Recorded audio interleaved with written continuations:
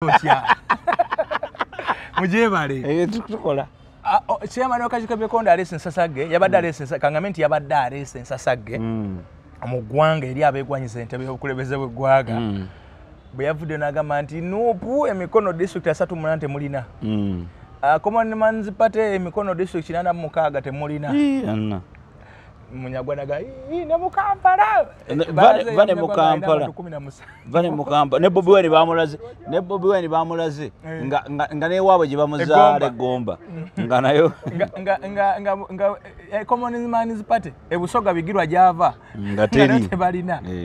Ne ate twageza okulaba mu waisa unaku lumuroka ate tulabe certificate eba approving ne tugamba byabaka mono abadde ki kalenge jali omuntu omukulu nga sonza kumala gogera kigambo nga twegendereza ate ujjuke ali muno lw'amateeka lo yali mulamuzi mulamba anyway kye kyabadde wakati awo vibe y'ebyobufuzi omanye ebyobufuzi bya mwabyonoona tebikyali organized kakati waliwo neyo bya vibe kubanga jukira buli lwobanga otegeka akalulu ng'olaba tekali mu maanyi kona kali yegeyege kubye ekibiina kimu kyekikola ki kyekivuganya kiringa ligi ya France PSG yokayetwala ena units nga 8 eziringa tezo zevuganya naye nga zonna za NRM kati saawa eno bwe tubadde kololaawo ng'olaba waliwo ONC waliwo Piero U bona be NRM waliwo NRM original waliwo Muzeitova ku main waliwo bodaboda emugato ya Museyi ennene kati these are all NRMs onchegedde so it was on the international scene it was going to look very ugly it was going to look very ugly nti we are going through an election where amaanyi gekubidde nti NRM kumpi yevuganya yongayo ochegede kakati baade balina okuteekawo embeera pulling attention y'abalabi nti ekigero pulling attention y'abalabi kiki Kyagulanyi tagenda kubeera ku baloti Kyagulanyi tagenda kubeera ku baloti nga tekizeewo ku last minute wasagadde just about a few hours it was more like a stone in the what? In the bush. Tulabe ki ekivaayo. Ontegedde reaction nogiraba abantu ne baveeri and it brought in vibe. Esaawa as we speak. Remember akalulu kataba mu vibe.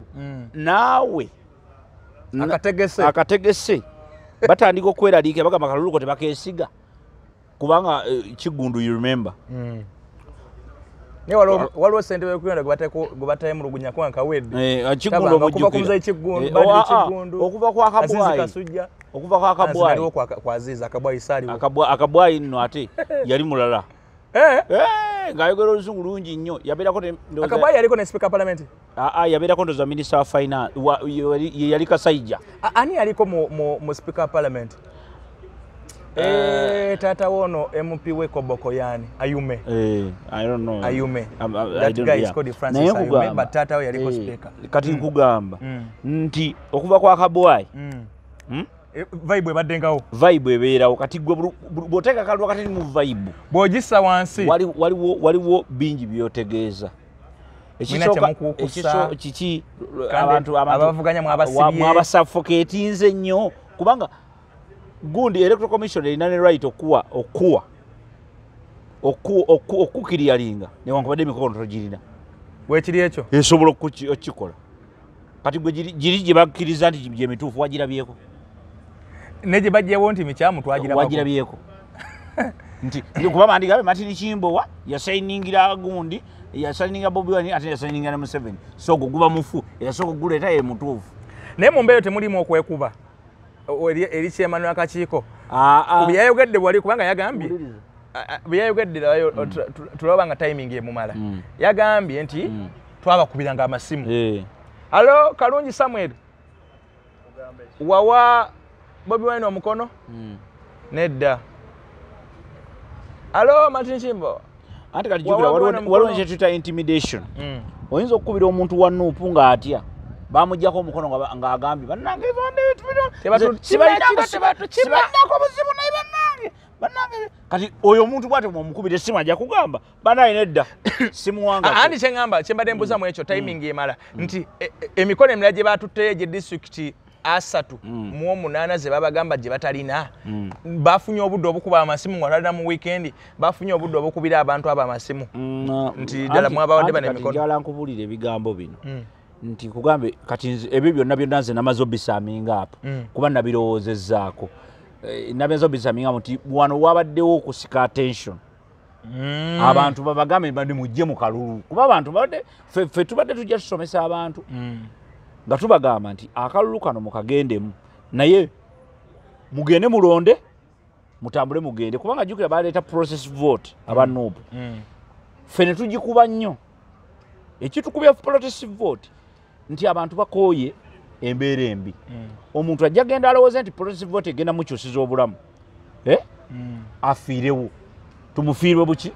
bufiirwa ng'omugambye nti nno kanoonye kalonde kakuume katate beesangewo n'owagundi wano mukakuuma wano beesangewo n'owa red top nga naye akakuuma kati bonna babaye nga bakuuma kati owa red top by all means ajja kuwangula naye ndowooza zo slogan ziba zitambuza campaign kubanga buli kibiina kiba neeyaayo ebyo byonna kubanga bonna obuli bwe tuze tubaamu kati jjukira ebyo byonna omulundi guno bibadde binafu progressive vote ojjukira nti ebaddewo yesu mu bigambo naye nga amaanyi gayo maki nga matono naye kati ffenna batupuulinze tuyingire akaki akalulu period yakalulu so eno strategy yabadde byababakama kukuba vibe kintu kye yes akalulu kabeeremu amaanyi ng'agenda kuteeka akalulu akalungi kubanga nakyo kidderi gyali anti kati ebyo byonna because akalulu akalungi katandikirawa kuba nti waliwo abakeetabyemu koogerwako kalimu bino byonna gundi ebipapula ziba ziganye nekirekawo tension kati zirabise zino eza sebagala kati gwe wazannya ku mizannyo okimanyi ontegedde bw'oba ozannya emizannyo bw'oba towandika muzannyo guli fulaati otegedde gwe teebereza senga katwogera kuki Kyagulanyi tagenda kuba ku ballot era ebyandibadde Seven agenda nominate nga nagenda kololo it was going to be very boring kuba ne Museveni zibeerawo in fact buno budde bwe tulimu Museveni yasinga okwetaaga Bobi Wine okusobola okumuwa okuvuganya yes because katagenda kuvuganya nani ne gundi anti era omuwandiisi omu yagamba agenda zivuganya n'ensereko omuwandiisi omu yagamba nti singa tewaaliwo bulimba n'amazima tegandibaddewo kuba kati mwami Nsereko akyalina omulimu omunene Nsereko yaliwa mwami Nsereko gundi Muhammad Nsereko owa kibiina kiye bakyani ecological party kyeyabba ku Muzeyi Bale akyalina omulimu ogw'okukakasa abantu nti si wa Museveni kuba yava mu NRM okitegedde ogwo omulimu munene okusooka ogukakkanya ontegedde katiogatakulakyokuba ntalina kyakoledde bannakampala tosobola ekyo sikimanyi kubanga nze Nsereko omanyi bannakampala ekyamazima alina obbakolera road mayor ne executive director Nsereko alina bateeseza era abateesereza ekyo kirabyeko at least yaleetayo etteeka newankubadde litunyigiriza naye yalireeta naye tujja ddijjawo kuba terina makulu ontegedde so kakati so ekyo sijja omanyi nze sagala nnyo okugamba muntu nti talina kyakoze aba alina kyakoze kiyinza okuba nga kyakoze tekirina makulu naye ng'abaako kyakoze naye abantu ab'okunenya mu Kampala weebali executive director kubanga ate kino ekisajja ate batukoze bulungi nnyo tebakoledde ddala ate batwonodde bwononezi omuli n'okutta abantu baffe ekiteezi ontegedde bulungi nnyo n'abalala badde bafiira mu nkuba so abo batukoledde ogwabwe Lord Mayor ne executive director mwebalire ddala tubalaba era tukubiriza bannakampala mulonde nga mukimanyi nti abo abantu be baviirako abantu mu okufiira ekiteezi madamu vaayo itawo tewali mutawaana leeta emmere y'omusajja genda wali omuyogere naye genda wali wali oyogere naye ono omusajja mukulu talina kyayinza kukola so ekyo omaze okutemerera temino omanyi nkwagalako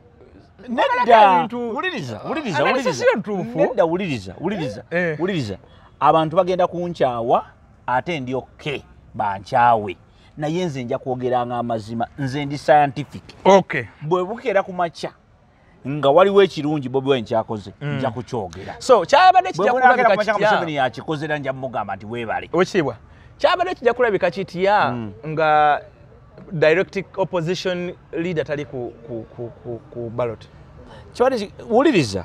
Okay, kyali kibaddewo ko mu nsi ze tugoberera. Kati wuliriza. Kiri kye nkugambe ge mazima. However kati wanompa illusion. Kati owa kyandibadde. Ompa just illusion. Yeah. Akalute kandibaddeyo. Museveni yandibadde ayitaayitamu omwo n'ayitamu bibye. Yandibuuzizza ku bantu. Campaign zandi balina ku radio. Wuliriza yandibuuzizza bubuuzanga ku bantu nga babadde ayitambula mu PDM. Remember kati ye yasooka n'ayitamu olwa PDM. Ontegedde ng'akanoonya. Era nakati agenda kuyita mu ICC. Bano tebanditaddewo mbeera bano bansereko bagundi bamabirizi. Nkugambye ebirala byonna. Omanyi akalulu kali very psychological. Ontegedde. Akalulu bakeetegekera. Bakategeka ate bakeetegekera. Omuntu buli lwatandika okulowooza ku Uganda empya. Remember batambula bamuwa ekifaananyi. Uganda empya bwegenda okukola ki? Okubeera. Kakati it is a psychological game.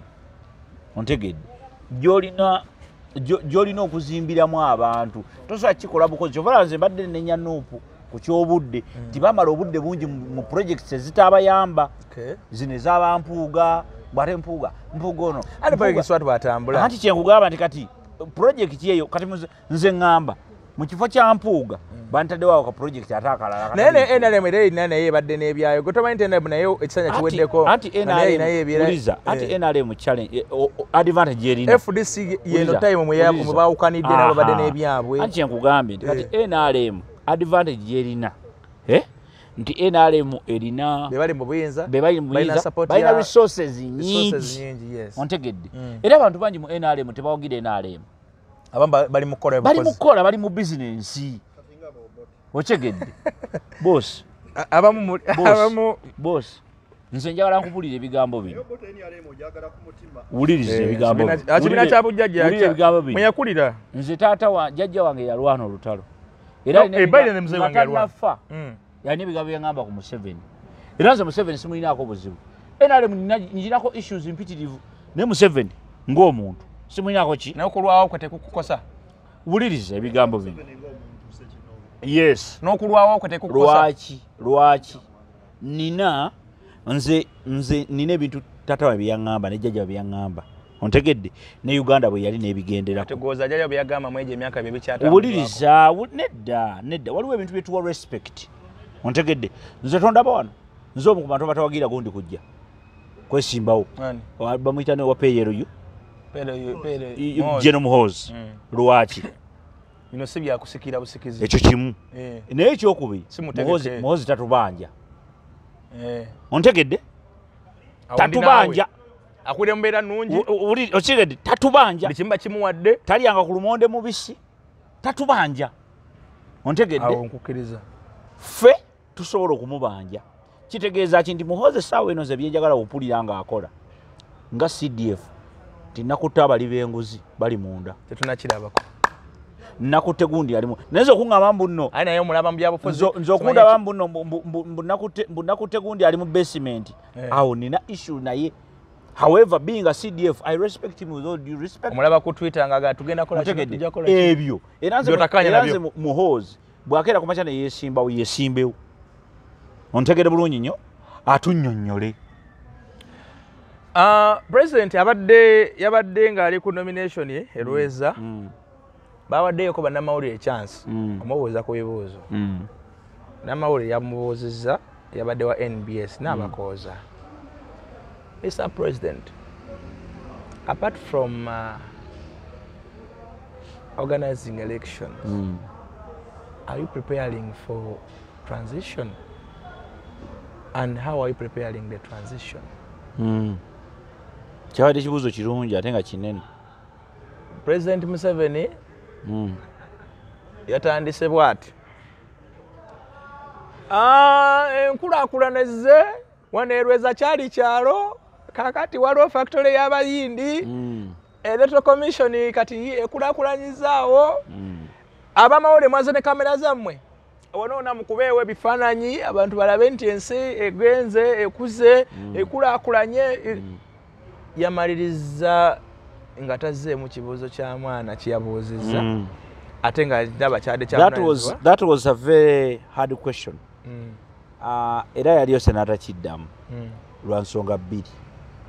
Museveni ekibuuzo kyo bakimubuuza dda n'akiddamu, naye bwe yakiddamu kyamuleetera ebizibu kubanga bwe yatuuka ku kyeyogera Museveni yalayirako nti 2016 tatukola ki tutakomawo nakondemminga n'abantu abakuze emyaka nagamba when you turn 72 the vigor so being a community development expert I am very scientific nti science w'obulamu ali bw'ati every day is not a Sunday ontegedde okeera ku makya ng'owuliranga akooyi ogana naye kintu kino kankite ontegedde okeera kuba noganga ng'awulira akooyi okukola nogera abaana tebannamamaliza kusoma kanzireyo nkole kankole abaana kati omuntu omu era waliwo abantu abamu abalayira edda ng'ali ku mulimu naye ng'agabononako wawodda naye abaana batuuka naye ogenda kulaba nga buli mwezi omusangawo okana omusajja ono atugamba mbu ono yakoowawo kasaabiramu ne kali eri kisoboka kitya kamala owerera abaana bange bonna bamala university ntalinge sayansi w'obulamu ali bw'ati bye twagala olumu by'opoozinga bye twetaaga okigedde oluusi oyinza okuba ng'oyagala kino naye ng'ate waliwo kye weetaaga. So it is necessity versus needs. Yes. No, wants versus needs. Nti fenna essaawa eno bw'oba ng'otegeera bulungi ng'otegeera bulungi oyagala Museveni agende bw'oba otegeera bulungi ng'oli mu Uganda wano obaddewoko oba oyagala Museveni akole ki agende naye embeera eriwo yeetaagisa Museveni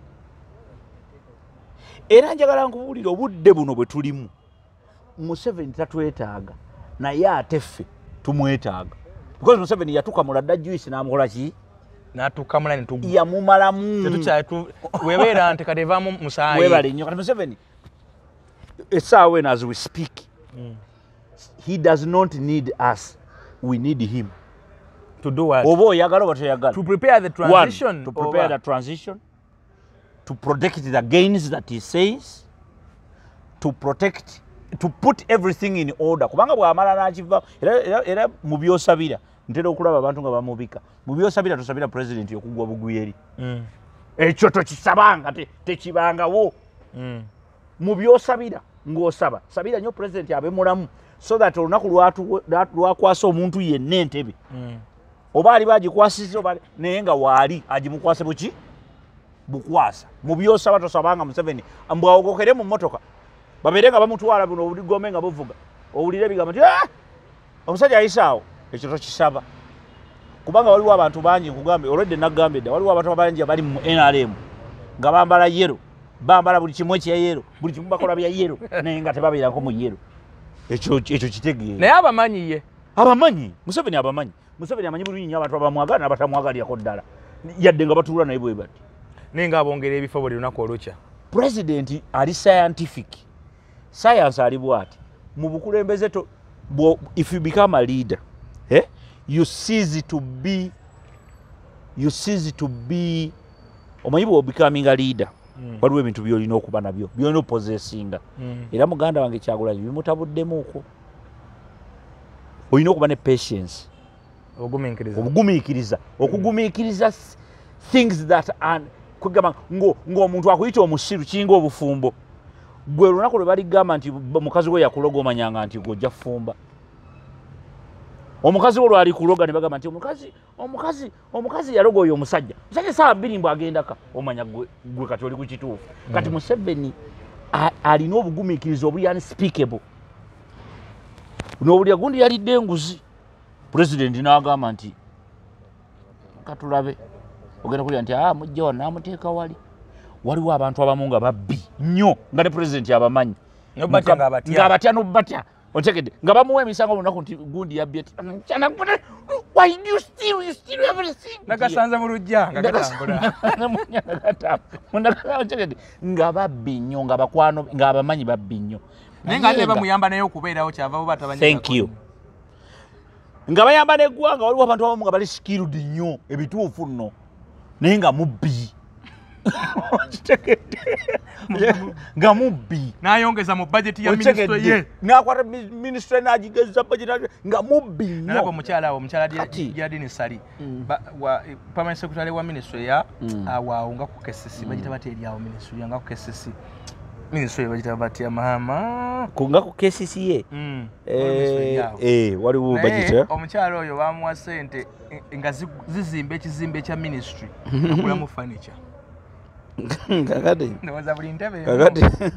kakati ii wawulirako kwa kakantu wawulirako Bank of Uganda ng'eguze peri ya milioni 15 kisaba Monteged twanoonya wetuteeka buli kantu konna tugamba functionality ki eziri ku peni eyo nga tebiwali naye mukyo yayewayero of course bali kugamba so Mr. Kalungi ogambye ndi mukasala kano president yinza okuba nga takyatwetaaga naye nga ffe tumwetaaga naye mu mbeera mwe tuli nga leero anominatinze ekisanja ekyomusanvu kitegeeza mukama n'aba muyambye n'awangula akalulu ajja kuba afugidde Uganda emyaka 45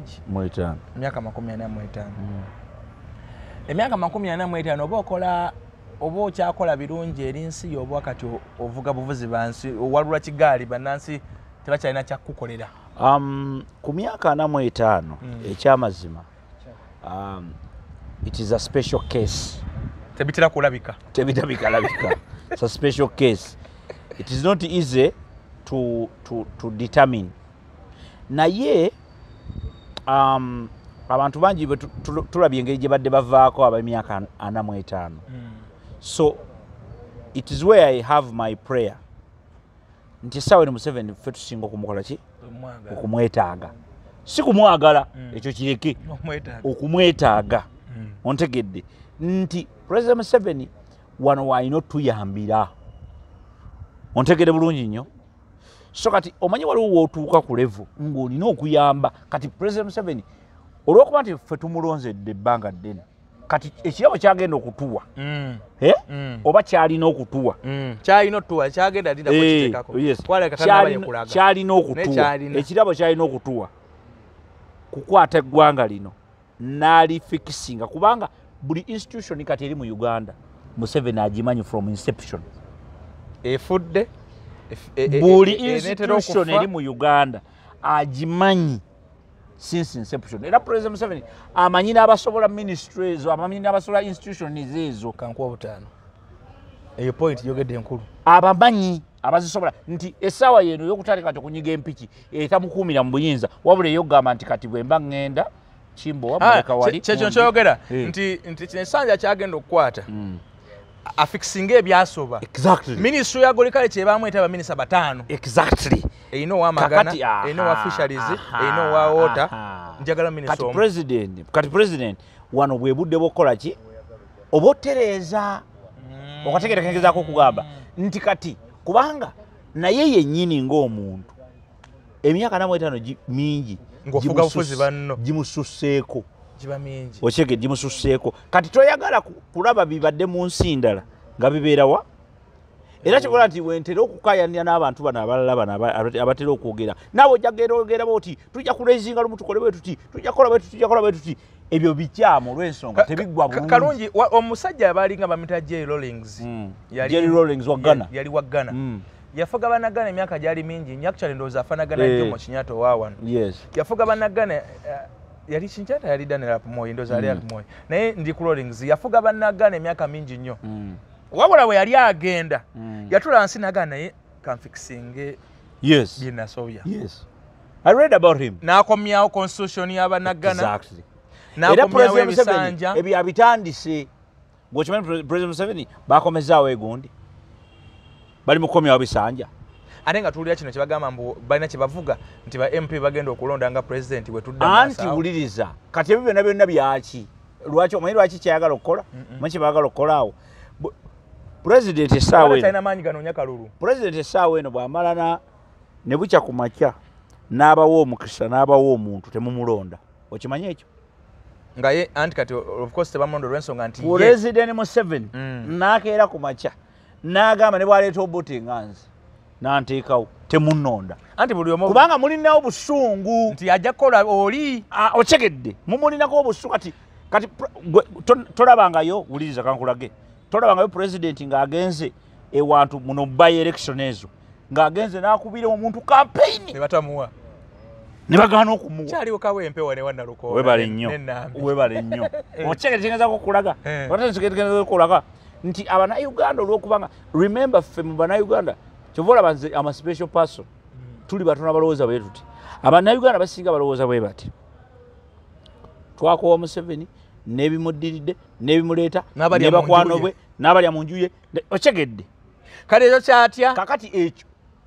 bw'obeera gwe andi abayo kalungi when you go by reference omanyi ffe bannamateeka tulifaalinga omusango ogumu gwe gusala emirala gusobola osala nedda gutuyambako webale nnyo guyambako so si gwe gusala gutuyambako okusala emirala gusobola in fact atana kitereeze gusobola otuyambako okusala emirala bw'ogenda e Burundi waliwo omukulembeze omugenzi kakati bamudanga Pierre Nkurunziza Pierre Nkurunziza naye bw'atyo bwe yajja n'asooka ekisaanyi kyasooka n'agamba constitution teyakimuwa kati tubage constitution ne bagibaga n'avugiramuko constitution naye bwe yali amaliriza n'agamba ekisaanyi ekyasimbayo teyavuganya naye n'agenda mu parliament ne bagiteekamu akawakatirwa ne yeetonderamu ekifo nga bamwita Supreme Leader of Burundi. Yes. The Supreme Leader of Burundi. Yes. Omusukulumu wa Burundi. Ng'alinga omusukulumu wa Ayatollah Ali Khamenei. Kati ono lwakuba nti Katonda munaye naye bwakola ebintu bitakugamba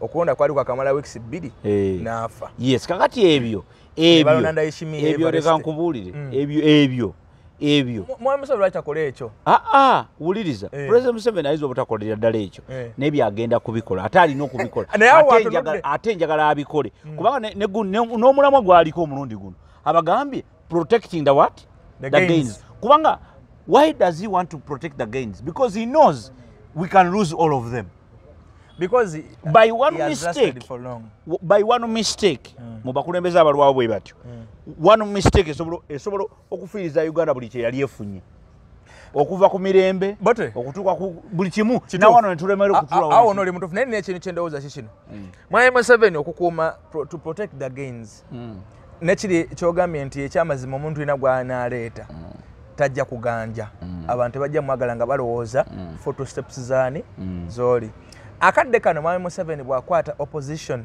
oba bw'agenda mu ssemateeka nga wabadde amukola essaawa zino bw'agamba nti nno Kyagulanyi Ssentamugo obadde runners up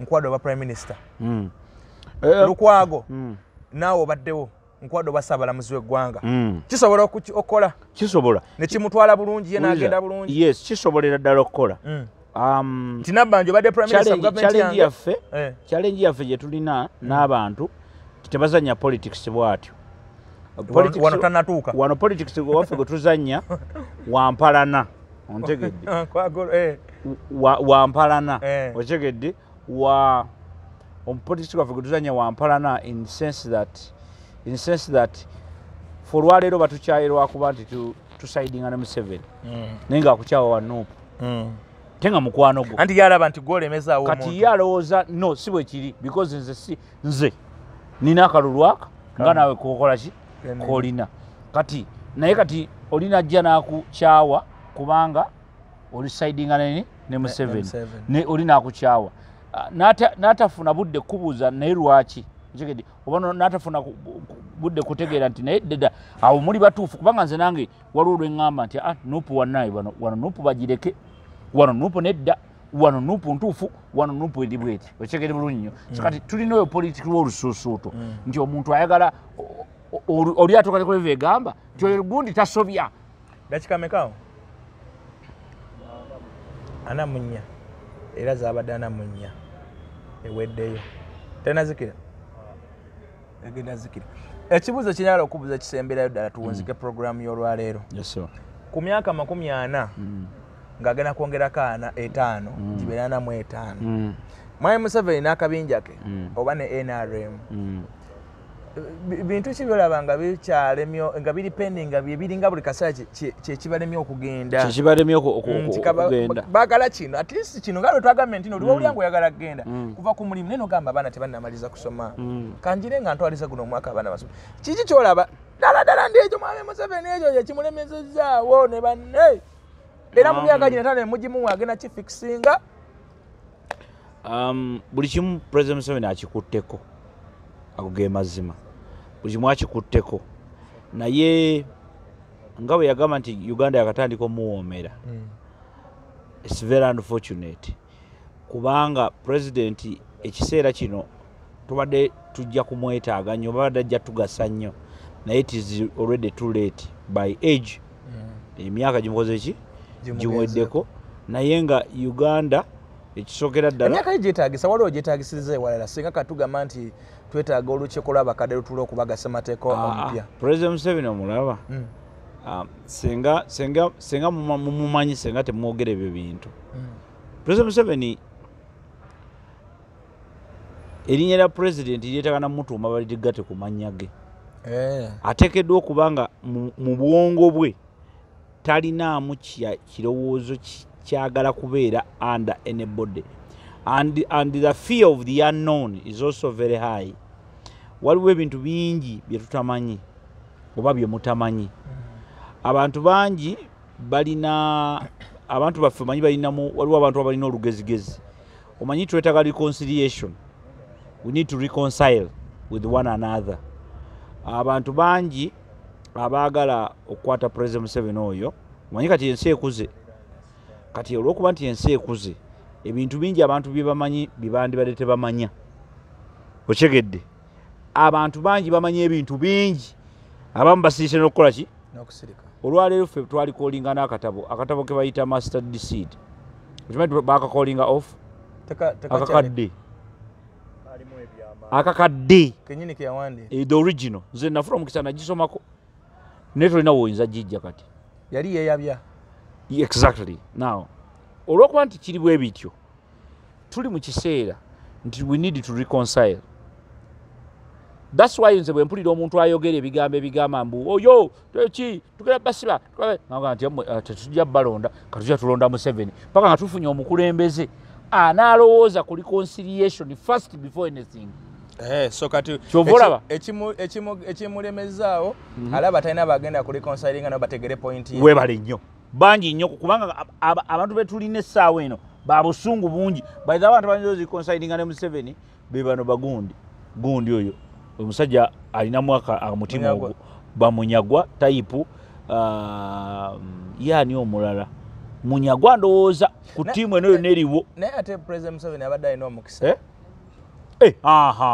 ne General Mugisha Muntu omanyi General Mugisha Muntu by the way he's a presidential material naye challenge gyalina yagano sinkinga mu bantu ate abasajja enzanya yabwe ya politics mbi bwe bava mu kalulu nga basirika ng'abula ne ku TV n'abulira ddala kati mu kalulu n'alyoka ajja nga okimanyi nti abantu abamu oyinza n'omulaga ekifaananyi kya Mugisha Muntu nga tamumanyi okitegedde bulungi nnyo abantu bamanyi erinnya nga tebamumanyi he's very ideological he's very strict ate amanyi history wa Uganda n'engeri gy'ayogeramu ne Mao can negotiate with Museveni so kati twetaagayo abakulembeze ab'amaanyi Museveni basobola okukwasa naye ate President Museveni abadde alina omukisa nti ensi gyafuze tebadde mu ntalo ng'ensendala ate nakyo kankubulire nakyo president yakikoze Museveni alwanye nnyo okulaba nti entala zikuumira nnyo wabweru era President Museveni mumutera okukaayana ne mugamba